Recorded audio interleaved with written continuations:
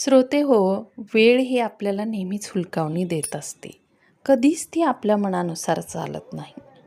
पण तरीही एक व्यक्ती म्हणून आपल्याला तिचा पुरेपूर वापर करून घेता आला पाहिजे. आणि अशाच आशयाची ही आपली वेळ नावाची कविता.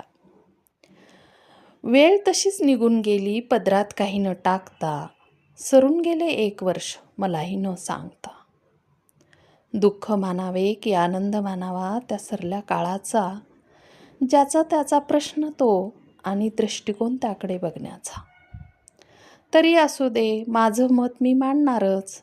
वेळ एकदा गेली की परत येत नाही हे सांगणारच. म्हणून नवीन वर्ष तरी थोडं उत्साहात जगा.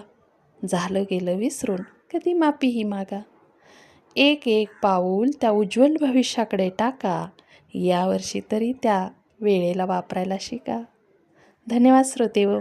कविता कशी वाटली नक्की कळवा.